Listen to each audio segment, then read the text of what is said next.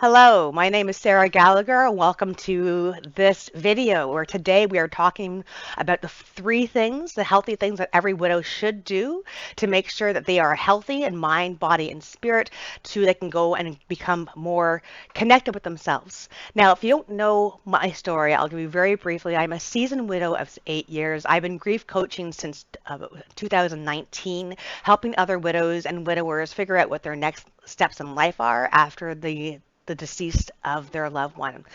Losing a partner in life, a partner in crime, can be the worst thing, is the worst thing ever, really, because you not just lose them, you lose all your dreams and hopes. You lose everything that was part of you that you were part of with them.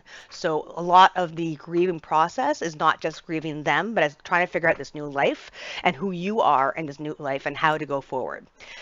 And one of the things you have to do, especially as your heart and your mind are in two different places, you need to also connect with your body again. And your body is the one that's going to keep you going, right? You are human. You have to make sure that you're taking care of yourself, especially if you're a mother or a father taking care of your young kids. You are the only person who can make sure that you are healthy. You have to check in on yourself constantly.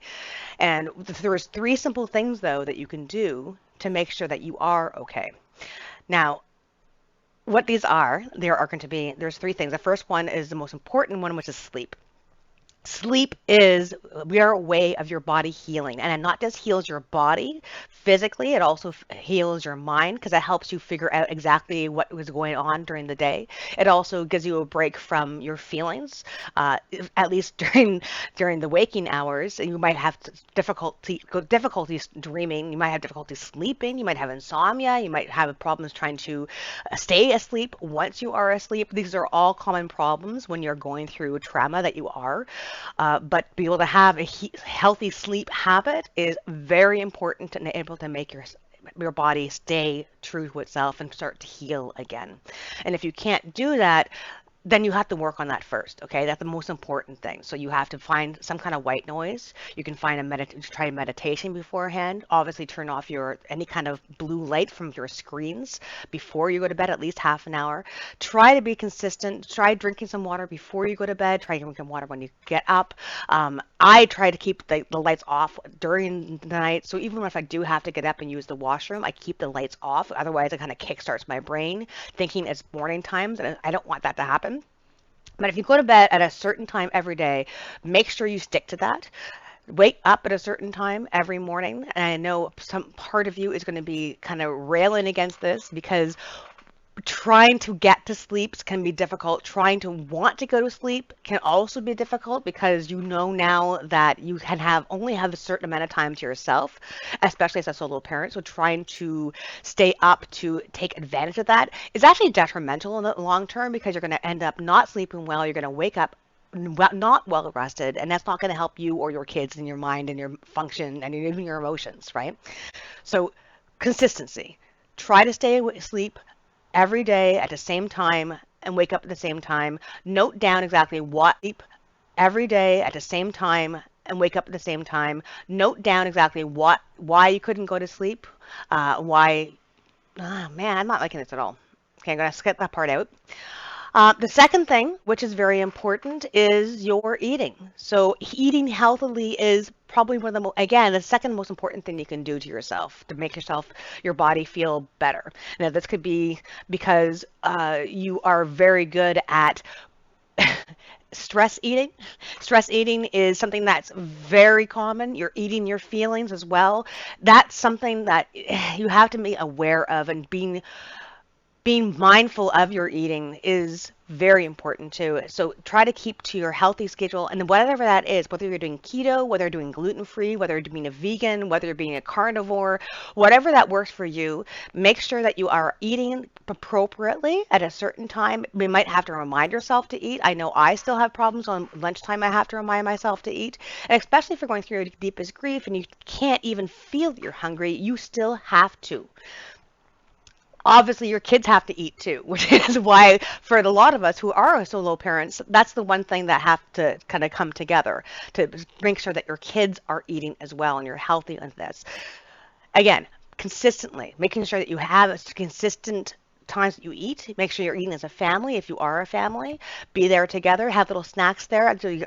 But whatever that is, again, be consistent. Make sure that you are in aware of as you're eating, not just mindfully, like you're gonna be mindfully eating. And then remember that if you do have to have a time where you have to eat your ice cream because you're really upset, because that's the typical thing after you break up, like you eat ice cream. Except this is the worst breakup ever. I mean, you didn't even want to be broken up.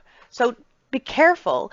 Know that you can have some ice cream. Know that you can have that brownie, but don't undermine any of the 3 weeks or 2 weeks or whatever kind of work you've been working on beforehand when you've been trying to be consistent with your eating. Okay. So that's number 2, healthy eating.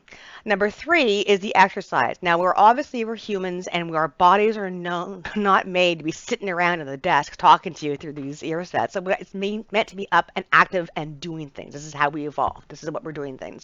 So even if you don't feel like it, I would like you to spend at least 20 minutes doing something exercise. And this could be going for a walk around the block with your kids. This could be doing some yoga. This could be doing some stretches. This could be doing housework, because housework is also takes a lot of energy, right?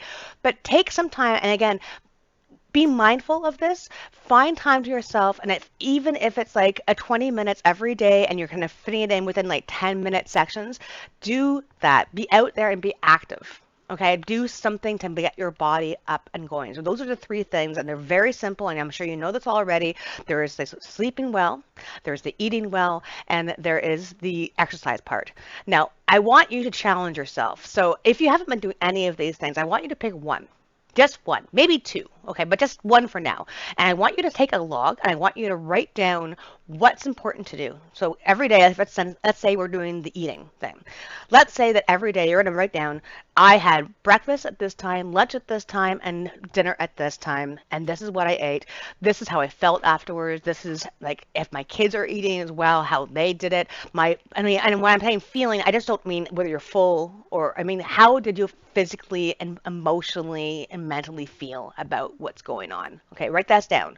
All right, I'm going to write this down every day for at least 2 weeks. I want you to look back at that. And if you didn't have a good day, that's fine. Write that down. If you missed your exercise, that's fine. If you didn't sleep well, that's fine. But if you write these down and are mindful of it and take track of it for 2 weeks, then you can look back at that and see what were your hangups, what was preventing you, what went well, what made you feel good, and then you can use that to become more consistent, and maybe the next time you can add a second thing. Now, if you would like to have a kind of tracker or a planner to be able to track as you're going, do let me know. Put it in the comments, #tracker, and I will get that too if I have enough interest. And if you have any questions or any feedback on this, again, it's very simple: sleep, eating, exercise. Simple. Maybe not so much to actually do it, but if you are with it consistently and write down, I'd love to hear what you picked. I'd love to hear which of the 3 that you are good for you. I would love to hear how you felt after 2 weeks, and what we can, if you need any more tips and tricks about how to get more into this, I would love you to follow me for more tips and tricks and more in-depth information about how to survive, how to reclaim your life as a widow. My name is Sarah Gallagher. I'm a grief coach, and I'd love you to call me or get in touch with me if you need more help. Specifically, I have one-on-one group coaching. I have a membership group. I have things to help you, resources that will help you go on. So like this video. I'd love to hear more from you, and follow and subscribe. Thank you.